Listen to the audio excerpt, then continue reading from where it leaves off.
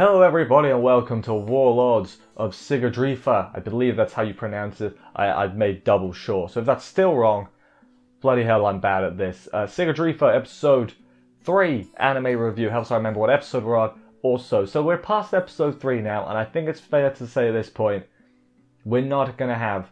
This is not going to be ReZero 2. We're not going to have this suddenly get super dark. I think that's where we're at by now. I think I checked the score for this earlier on, right? And it's like really low. It's like lower than a 6.5. And that's, I think, really harsh. Like, I think I get why. I think a lot of people came in thinking, you know, boom, creator of ReZero, they've got expectations there. And obviously, this is a very different show to ReZero. Do I think it's, you know, I think it's alright in its own right. I don't think it's great or anything, but I'm enjoying it decently enough as like a cute girls do cute girl things with planes sort of show. I think that's a better way to look at it. It looks nice at least. Am I a bit disappointed? Yeah, I was hoping for it to get super dark, but that's, you know, that's just whatever. Not to say this episode didn't have not its dark moments, but its somber moments, you know. It does look like they're not going to be playing it super, you know, funny all the time. They're going to have some actual stakes, some actual serious parts as well. We'll have to see if that works out super well in the long run. But this week I think it was a good juxtaposition. But anyway, let's get on with the episode, see exactly how everything went down, and do this thing.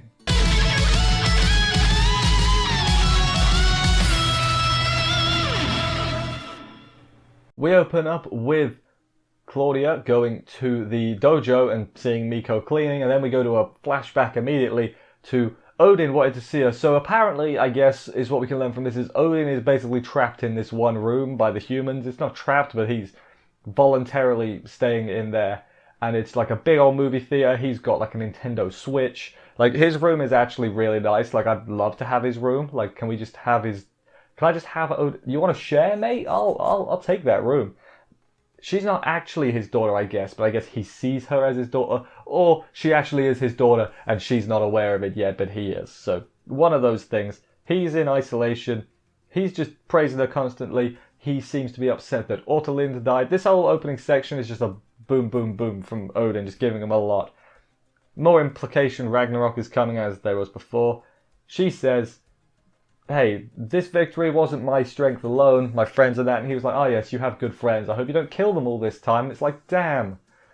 Odin, she's your favourite. Why are you being such a dick? That's the real question right now. Back to the real world, present world, I guess. We learn Miko calls him Odie, which is very funny, like, because it's the name of the dog from Garfield. So, take that for what you will. Stick his head on the Garfield dog. He hates Miko, turns out, thinks she's loud and annoying, and yeah, I can see that, you know, I don't mind her, I think she's alright, she brings something to the table, but yeah, she's a bit much all the time. There are birds tweeting outside, I'm very sorry if they're coming through. Claudia is his favourite, obviously, we sort of figured that already. Miko does morning training every morning, but not tonight though.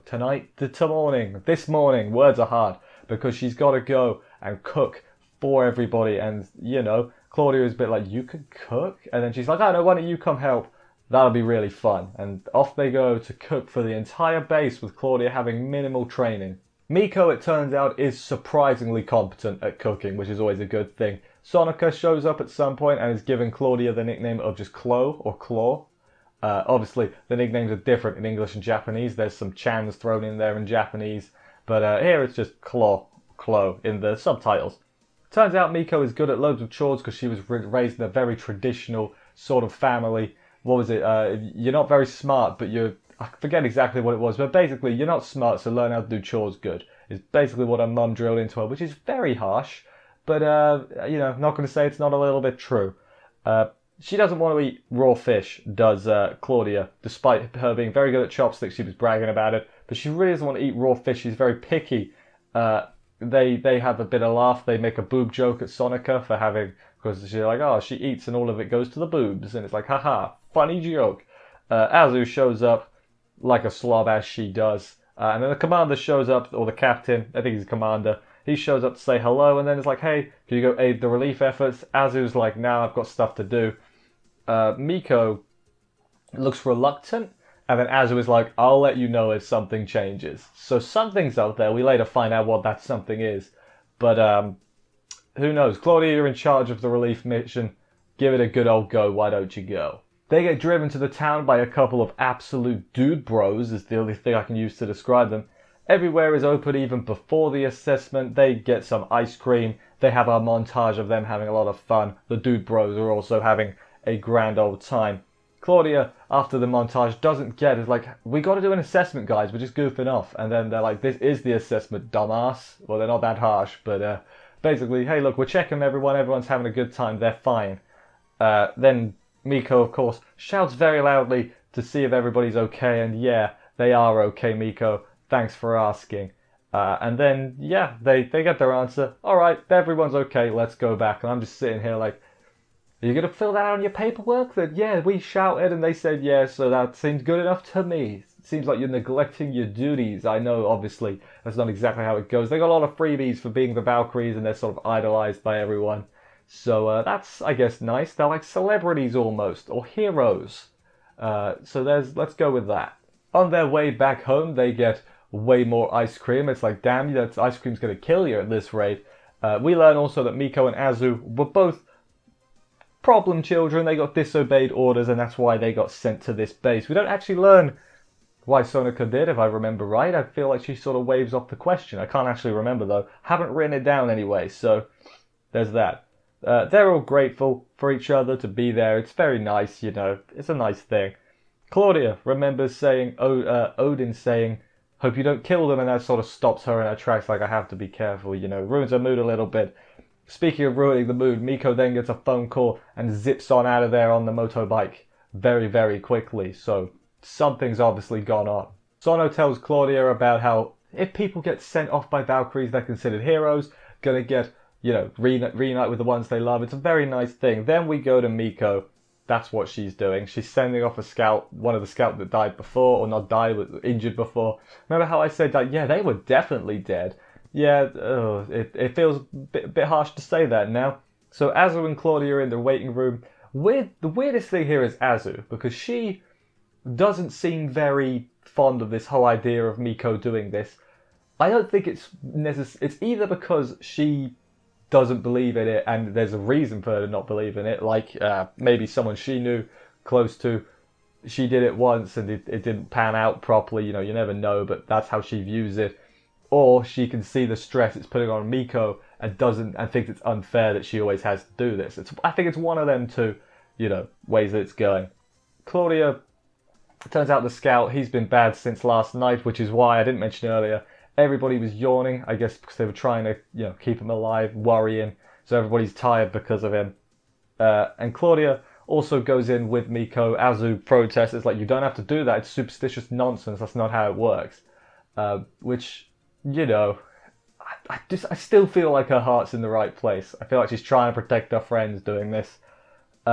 Miko goes in and, you know, Miko and Claudia are in there. Claudia starts singing as the dude. The dude is holding Miko's hand.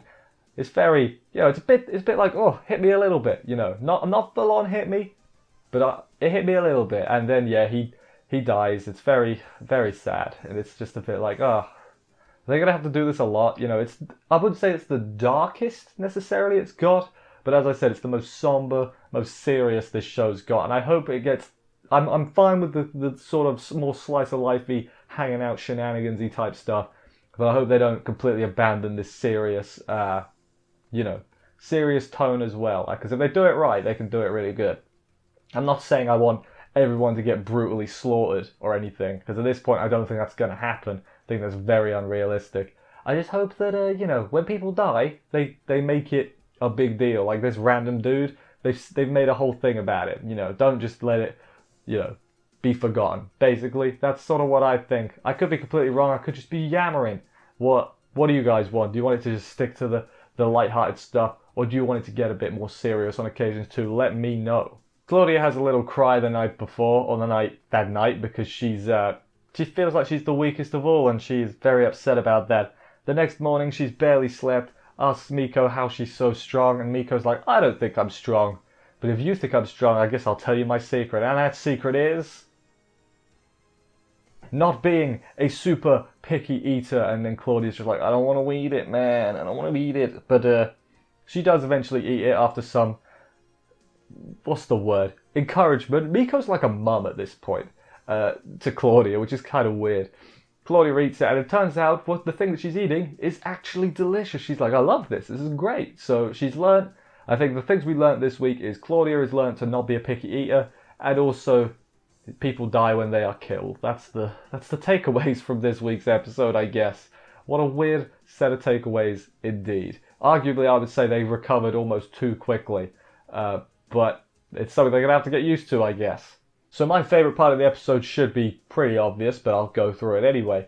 The dude dying made it more serious, and I do think, in my opinion, I tend to lean more towards serious anime than cutesy slice of life, whatever anime. I'm not saying I don't like that, but I'm saying like if you play the seriousness right as well, it could be really, really good. And I hope it does. I do think this show has been overhated a little bit, mostly due to expectations, I think. I could be wrong. I don't think it's amazing. I don't think it's a masterpiece, but I think it's at least an enjoyable watch, and I think its score doesn't reflect that at all, in my opinion. Let me know as well. I think it's a lot. I think it's definitely because of expectation. Like maybe they're not going to do it on episode 3. Maybe in a few episodes they'll be like, haha, fooled you. Now everyone's going to die. But I doubt that at this point entirely. I don't think anyone's going to die. So when people start dropping like flies, come back to this clip where I say, I don't think anyone's going to die.